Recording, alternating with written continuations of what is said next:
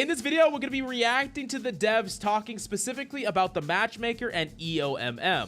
Is EOMM true? Is there an engagement optimized matchmaker that's ruining your games? Or are there other factors at play? We're going to watch it, analyze it, break it down, and give you everything you need to know. But before we get started, make sure to smash that like and subscribe and check out my Twitch in the links down below. And let's jump into it. All right, chat, we're going to be reacting to the dev video talking about EOMM, talking about the matchmaking. I know there's a lot of questions about the matchmaking, so we're going to watch this video, analyze it, talk about what actually matters about the rank system, what they need to change, things that they can tell us. We're finally getting an inside look at the rank system. So let's go. Hi Rivals, I'm Zuyong. We've heard your passionate feedback and ongoing discussions about matchmaking and ranking in Marvel Rivals. Your voices matter, and we want to give you a transparent look into how these systems work and what we are doing to improve them. Quick heads up. Any numbers used are for illustrative purpose only, and the calculation process is also simplified for easier understanding and does not represent the full detailed formulas.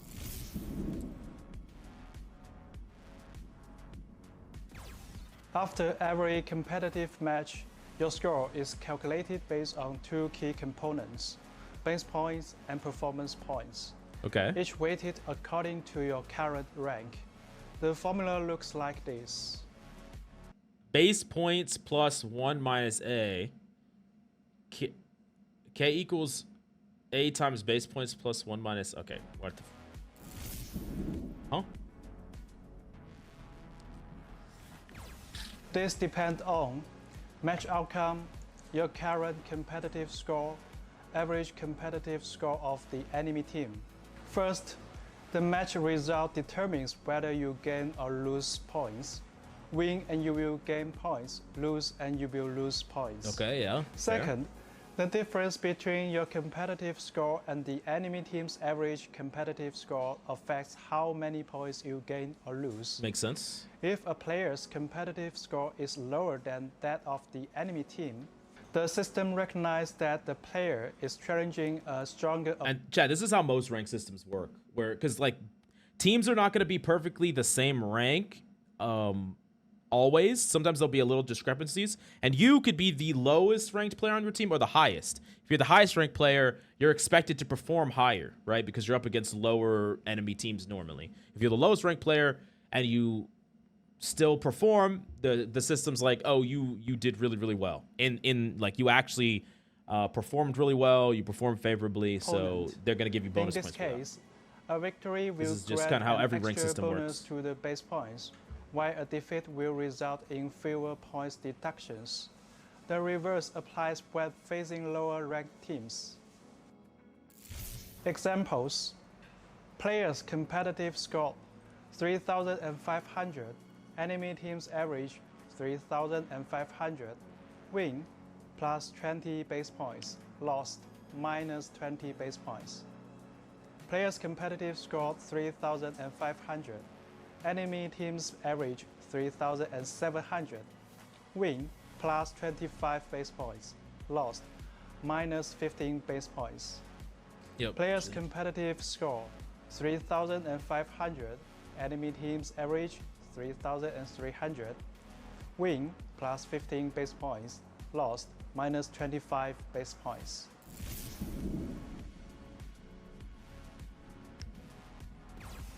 This reflects your individual performance tailored to your hero's role. Performance points reflect how well you played during the match. Because heroes in Marvel Rivals have widely different powers and roles, we don't just tally up stats. Even if two players contribute equally to the outcome, their raw stats may look very different depending on which hero they played. Instead, to accurately evaluate your impact, we use several steps to calculate performance points. For each hero used in the match, we normalize match stats to a per 10-minute value and convert that into a single performance value. We compare that to the average performance value for that same hero at your rank, also per 10. So match stats to a per 10-minute value converted to a single performance. you compare it to the average. That gives a hero specific performance coefficient. The better you perform versus the average, the higher your coefficients. Yeah, so this is how this is already known. We already kind of learned about this. This is just what they do to figure out whether or not you deserve extra points. If you're a Bucky and most Buckies at your rank have this amount of stats, this amount of kills per deaths per 10, and you're above that median, you're typically going to get a benefit. That's kind of what this is saying. That gives a hero specific performance coefficient. The better you perform versus the average, the higher your coefficient. Now, something that's important here is it's per hero. So if you play a hero that is niche in your rank, you could be getting extra benefit because you're performing well at that hero in your rank. So I guess it's slight incentive to perform well on a unmeta, unpopular hero, right? If you played multiple heroes, we time weight those to get your match coefficient. We then compare your performance coefficient to your team's average to determine your final performance points. And see, like in general, I'm not a fan of having any performance-based stuff like this when you're past a certain rank. Once you're past a certain rank and the game is super team-oriented, we're really trying to play for the win, I really do think that performance should be minimized, personally. But everyone's going to have a different opinion. I think this is a good thing to have in the lower ranks because it pushes people to the rank they deserve much quicker. But I think as you get closer and closer to the higher, you know, the peak rank, your peak rank, or just the high ranks in general, I would prefer this to be minimized and everyone just really plays for the win and doesn't play for stats, plays in each character, trying to get that character to perform. I just think that wins should matter, like, by far and away once you're in the higher year list. That's just my opinion. A Diamond 1 player spends 4 minutes as Loki and 6 minutes as Invisible Woman in a 10-minute match. Let's break down the performance points calculation. First, the system converts their in-game stats to 10-minute averages and then convert them into performance value. Assuming Loki has a performance value of 1,200 and Invisible Woman has 1,000. Next, the system finds the average performance value for Diamond 1 players with those heroes, which we will assume Loki and Invisible Woman both are 1,000. We then calculate the performance coefficients. Loki's coefficient is 1.2, while Invisible Woman's is 1. This is then weighted by playtime. The overall coefficient works out to be 1.0. And chat, this is how this is going to work for most hero shooter games that you can swap mid-game. I think the main reason that they're kind of explaining this is that it's just to show people that this is not random. Like the points you're getting, plus or minus, it's not being randomly generated. It's being mathematically generated, specifically generated. So it's not like you're not just being like, oh, why do I have this game plus 20 this game, plus 18 this game, plus 25 this game? It's not random. It's specific. And I think that helps people kind of understand what's going on with the rank system when they understand that a lot of this is just math. It's just set up. It's just it's intentional. It's not random. 8. Finally, this player's coefficient is compared to the other 5 teammates. Let's say that they are 1, 1, 0.8, 0.8, and 1.15, resulting in an average of 0.97. This gives us the final adjusted performance coefficient of 1.11. That all makes sense. Once both your base points and performance points are calculated. So it's not random when I get 99, 100 4 times in one rank. That just means that if you were performing a little bit better in a game that you won, a little bit better in a game that you lost, you actually would have just gotten the rank up. Because you only need one more point, right? So, yeah, you got really unlucky 4 times, but also if you play a little bit better, out of like 20 matches, you would actually just got the rank up. Your final score is determined by weighting these 2 paths. A little bit more complicated than that. The weights vary by rank. As you climb the ranks, the weighting of base points will gradually increase, while performance points weighting decreases. In lower ranks, performance points have a higher weight to help skilled players rise faster. Higher ranks shift weight towards base points for consistency. Example, A player wins a rank match, earning 20 base points and 30 performance points. If the player is in silver, with a base point weight of 0.4 and a performance point weight of 0.6, the final score gained is 26. If the player is in celestial, with a base point weight of 0.7 so and the performance it's what I was point talking weight about of before, where Celestial, the higher in rank you are, the less the performance weighs. It's more about the base point. Now, in Celestial, I would like to see this even higher, personally. But yeah, I know I'm blocking some of the numbers here, chat, but it's just continuations of sentences. 0.3. The final. Our players hail from all corners of the globe, each with different time zones and connection speeds. Balancing fast matchmaking with fair matches has always been our challenge and focus for ongoing improvement.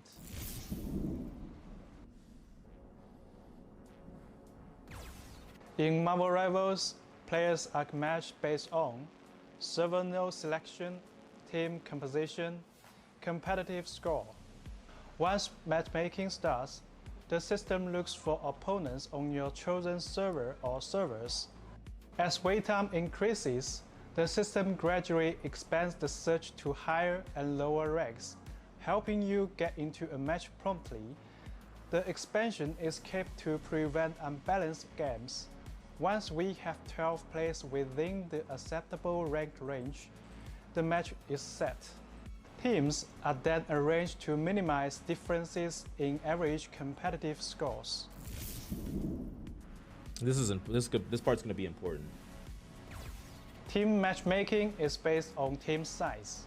For fairness, a 6-player team will only face another 6-player team.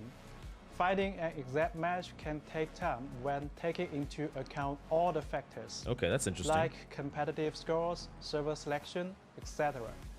So that's interesting that 6-player teams only go up against 6-player teams. And I guess in the lower ranks where six queuing with 6 is allowed, you're only going to go up against another 6. So that's why queue times could be really Since high. launch, Can't go against like 5-player 3 and 3. teams have been disabled to protect solos. For other team size, the system opens up to more combinations as wait time increases. Take a 4-player team, for example. The first system tries to match with another 4-player team, but if none are promptly found, it will eventually expand to mixed teams like 4-1-1 versus 3-2-1. Longer waits means broader competitive scores ranges, and reaching the upper limit of the range can result in a difference in scores between the two teams. From the matchmaking results, this would appear to be an unbalanced battle. However, tightening the rules would mean much longer waits and a bad experience. This is the core challenge, balancing matchmaking quality and speed. Team queues. Yeah, it's in general, this is a problem that pretty much any competitive game has, where it's like they could build a perfectly balanced game, but matchmaking, you know, everyone's about the exact same rank. There's no one too high, too low. Like imagine you get in a game as a Grandmaster 1 player and every single player is Grandmaster 1, no one else is any different. They could do that, but then the queue times keep getting pushed out and pushed out and pushed out. And so like they have to decide what is balanced enough of a game and how long is an acceptable wait time. No one wants to be waiting 30 minutes for a freaking game, but some people would be willing to wait a little bit longer for more balanced games. So it kind of depends, you know, how long are we willing to wait? And I think this is a problem more so as you get to the ends of each, you know, direction, specifically in the higher end, where there's less of a pool of players to fill out lobbies. But you still don't want those players to wait like 20 plus minutes. Like no one's going to wait that long. Make this speed versus quality trade-off more noticeable. At higher ranks, there are fewer players and they are spread across different servers. So this happens more often. So after careful review, starting in Season 3.5, we've temporarily restricted teams of 4 or 6 players from matchmaking at higher ranks, where their balanced matches are hard to find. Moving forward, we will continue to explore new solutions to better meet the diverse needs of players. Interesting. That's interesting. Okay. To help you better understand how the matchmaking system works, here's an example scenario. Suppose player A teams up with player B and player C to queue for competitive. In this scenario, player A is diamond 1, player B is diamond 3, player C is platinum 1. The average rank of this 3-player team is around diamond 3. They select only the Oregon server node for matchmaking. Since there aren't enough teams of the same size and rank in the queue on this node, the matchmaking system gradually expands the search range as time passes. After 5 minutes, the system finds 9 more players who meet the criteria. These 9 players include another 3-player team with an average rank of platinum 1, a 2-player team with an average rank of diamond 2, and 4 solo players, player D, diamond 1, player E, diamond 2, player F, platinum 1, player G, diamond 2. To ensure fairness, the system first places the 2 3-person teams on opposite sides. Then, the remaining team compositions are Side A, 3-player team plus 2-player team plus 1 solo player. Side B, 3-player team plus 3 solo players. Now, the exact team split is determined by the solo players to make both sides' average ranks as close as possible. The fairest division is Side A, 3-player team, diamond 3 average, plus 2-player team, diamond 2 average, plus player F, platinum 1. Side B, 3-player team, platinum 1 average, plus player D, diamond 1, plus player E, diamond 2, plus player G, diamond 2. In this scenario, there are still notable rank gaps within each side. For example, Side A's player F, platinum 1, and Side B's player D, diamond 1, each have a 2 to 3 division differences from their teammates. This means there can be internal team imbalances. Assume once the match begins, the role selections are as follows. Side A, the 3-player team picks a vanguard player A, duelist player B, and strategist player C.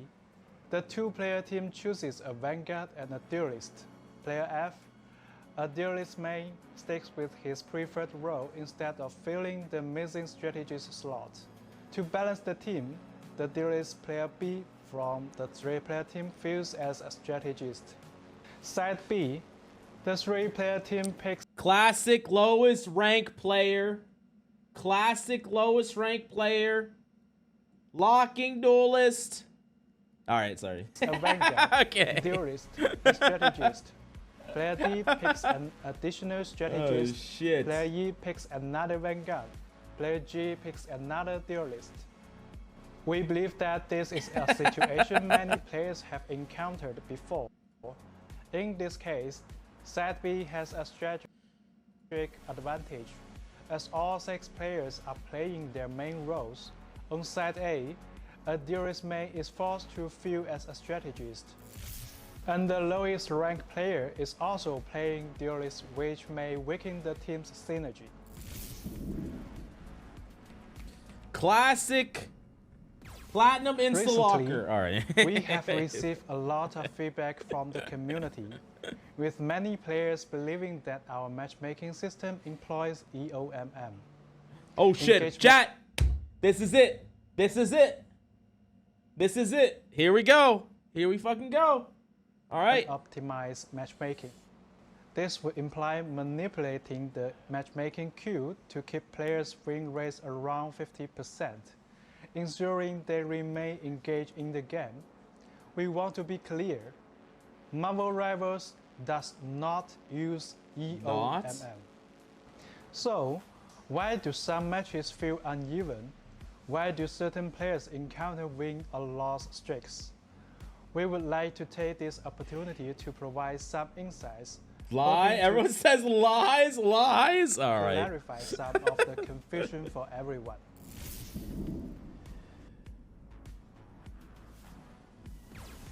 In a competitive two-sided game, The fewer players on each side, the more accurately the competitive score reflects individual skill. However, as team size increases, this accuracy drops, since even if both teams have identical average scores, other factors like teamwork and coordination can sway the outcome. Additionally, because we don't lock roles, players might end up playing a role they are less comfortable with, which means they may not perform at their rank's full potential. Chat, he said because they don't lock roles. Does that mean that role lock is on their radar? I hope not. Well, that's what is it? Even if you are assigned your preferred role, playing a hero you are less skilled with can also affect your impact in the match. So, why don't we add role queue? First, we believe that allowing players the freedom to play as their favorite superheroes and team up with others to create diverse creative team combos encourages more varied strategies and gameplay. Agreed. Second, adding role-based matchmaking would significantly increase queue times. That would be a huge problem. While still failing to fully... And that's one of the things, chat, is... So remember what they talked about earlier, where they talked about trying to create the most balanced matches within the realm of a reasonable amount of queue time. If you go into a role queue, which is going to increase queue time, you could end up making games more unbalanced because you're, allowing teams that are not as matched in skill to fire quicker, because otherwise you don't want people to wait like 10, 20 minutes for a game. So role queue, like the queue time problem is like, it's kind of an integral problem to this entire thing. Like, how long are people willing to wait? What's an acceptable amount of wait time? This is all really important things to think about when you're thinking about queue times and queue time balance and ranked modes and things like that. Eliminate skill discrepancies between matches. Where there are choices, there will be differences. Objectively, it's quite challenging to have an equal number of players across the three roles. To strike a balance between matchmaking speed and fairness, the competitive score ranges for each role would have to differ. Roles with fewer players would have lower competitive score thresholds, while roles with more players would require higher thresholds. This, in turn, will lead to greater variance in match quality. We are working to introduce more interesting vanguards and strategies in future updates to give players more choices. Let's go. But these changes will take time to develop. We thank you for your patience.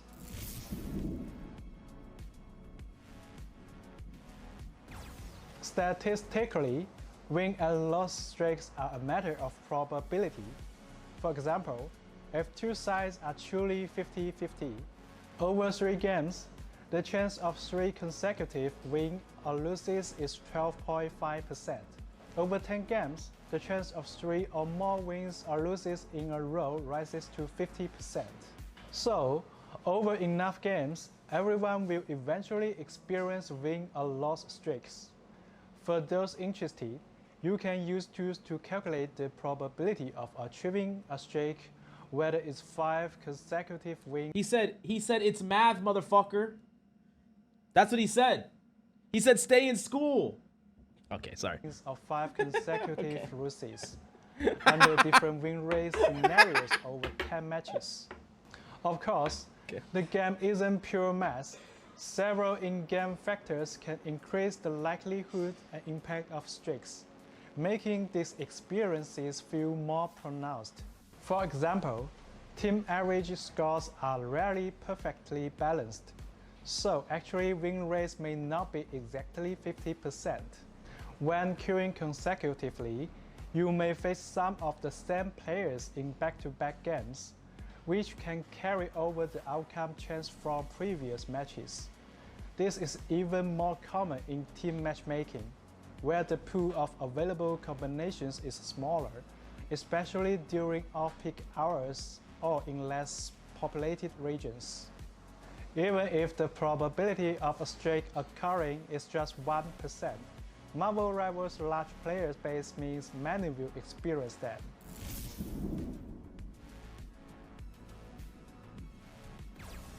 We are And we're constantly analyzing demonetized. feedback He said, NA education.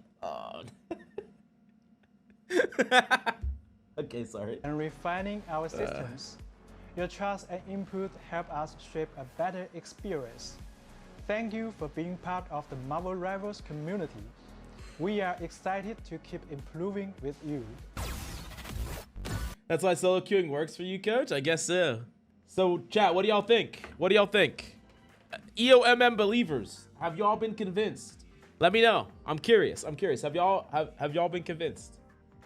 A lot of this was like, especially this stuff is just like explaining how rank systems work, which is good because I think a lot of people didn't understand. Most of that's not random.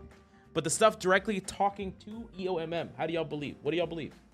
Did y'all convinced? I never believed in EOMM. Not at all, to be honest. Okay. Can you explain why certain days such as today is so bad for ranked? I mean, what he will say is there's a lot of players. You know, not everyone, you might be having a bad day in ranked, but there's someone on the other end that's having a great day in ranked, right? I'm convinced the game needs role queue. Nice believes that if you're good, you always climb. I've seen too many perfect 50% win rates. Even Captain Coach spamming games sits almost perfectly at 50%. I mean, well, he's sitting at 50% in the top 1% of the game, the top 0.1%, 0.2% of the game. If he was in a lower rank, he would not be sitting at 50%. Has to say that a lot of that, though, those loss streaks happen because you queue at bad times. Either players aren't locked in, or mainly you queue into the same people that just cooked you. I don't believe in EOMM, only weird at AI stuff because people don't want to wait 2 minutes for a game. I don't believe EOMM, but the matchmaking system is not good either. Yeah, I mean, there's a couple of things I wish they would have talked about here. I wish they would have talked about stacking underneath Grandmaster especially. Like, what are they going to change that? Is that something that's going to change? A lot of people didn't really like it. I personally don't believe there should be stacking limits underneath Celestial, really, but especially underneath Grandmaster. In higher ranks, it makes sense for there to be stacking limits, and I think it's a good idea, but in lower elos, it doesn't make sense. I also would love that for them to make a comment on placement matches. Like, why is there no placement matches? I just saw someone on TikTok the other day. They came back from playing, for not playing Rivals in 4 or 5 months, and they were a top 500 tier player, and now they're in low elo. Now they're in low elo, and they're just shitting on everybody. They're dominating everybody. They didn't even want to smurf. They didn't want to smurf at all. There's no placement matches, so they are. So I would like those things. Those are some things that, like, ranked improvement we could definitely do. We could definitely add to make the ranked system better. And I wish they would have addressed a lot of those things. I think a lot of people's responses to this are going to be like, okay, EOMM's not real, but the rank system's still ass. And to that, I cannot disagree with. Like, I've been a proponent person or an active vocal person of EOMM is not real or it doesn't matter. But that doesn't mean the rank system is good. And I think especially a placement matches is an amazing place to start. They should start there 100% and make the game way better. Personally. Placements would do so much to alleviate the MM issues, but there would be less grinding. They can give people more reasons to grind. They could give people like, you grind this amount of hours and you get this reward. Like, they could do things. I don't think any, like, I do get that it will have people grinding less, but I just think placement matches are kind of a non-negotiable. Most matchmaking is ass. Take NBA 2K, for example. Give us placement, but cap at diamond. Yeah, I think so. I mean, it doesn't make sense to place people straight into high elos, right? But yeah, diamond would be a good spot, you know? But, like, you're not going to ruin all the low ranks, right? Ideally. And then, like, the games get really hard once you get to diamond plus, but that's a good testing ground, right? Overall, if they are leaning to we are just trying to balance queue times and balance, sometimes you might get someone playing off. That they could do that if a person on your team is playing less than predicted, that affects your points. No, that does affect your points, Longtooth Well. That's what they're saying. You get bonuses depending on how you do relative to your team as well. Like, if all of y'all are overperforming and playing really well, you don't get you might get bonuses, but not as much. But if you are an outlier, you are. So if there's someone on your team that is shitting the bed, but you play really well, you are getting more bonuses for that. Yeah. That's what it. So that is happening. I'm curious how technical level placements would do more than performance-based increases. Well, the thing about performance-based increases is you still have to play through the games, right? If you start a brand new account, you get through the required games to play ranked. Just because you're gaining 50 plus 50 plus 55 every game, You still have to play through bronze, silver, and gold, as opposed to placements. You play 10 games, and it's like, nah, you're going straight to diamond. Here's your fast pass. You're in diamond games. We're not going to have you play more than 10 matches in all of bronze, silver, gold, and platinum. We're not having you play more than 10 matches because clearly you're above that in skill level. I think that's a good thing. I wish they would show at least each top player's top 3 picks so we can have some transparency to work around their comfort picks. That would be kind of an easy dub to do. That would be an easy win to do. I think a lot of people would keep that stuff privated. I think another problem right now that's going on is the fact that people can look on trackers and see what you're playing. There's not, from my understanding, there's not an easy solution to that, but it is kind of frustrating that you got to like keep your entire profile private, your history private if you don't want trackers to pick up on you. How do placement matches even work? It depends on the game. Typically, it's 5 to 10 games. They'll play you. So, like, you'll play one match in a low elo. Let's say your first match is in bronze. You drop 50 in bronze. Okay. Your second placement match will be in, like, probably platinum. And if you drop 50 in platinum, your third placement match will be in, like, a celestial lobby. And hopefully you don't drop 50 there. And if you don't drop 50 there, it's going to... You're moving really rapidly. But, one of the reasons that they might not want placement matches is it can cause extra randomness for the people in those matches, right? Because you might just get someone that they had a really good game their first 2 games, but they don't really deserve to be in your lobby. That can happen. Also, like, people also tend to not care as much about placement matches, so you might get someone that they don't care. They're thinking, oh, I'm not gaining or losing rank, whatever. But I think all of those complaints, all the downsides of that are largely offset by the benefits of having a placement system. If not starting our top 3, give us the ability to show off what role we prefer to play. So if someone prefers tank, they can have that openly visible. Yeah. Or like flex, I want to play these 2 roles, I want to play this role, stuff like that. I find it dumb people use trackers, since if you do ban the enemy team's mains, they could still potentially dominate on a different character. I mean, if they're really, really good at one character, you get rid of that character. I'm not encouraging it. I'm just saying that's what people do. I think that using trackers to ban people should be a bannable offense, but there's no way to figure out if they're doing it or not. They can just say, oh, I'm banning in the dark. So yeah. All right. Long story short, chat, EOMM is dead. EOMM is dead.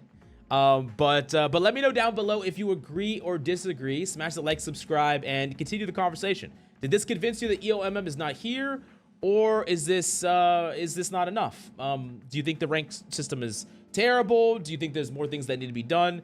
Let me know in the comments down below.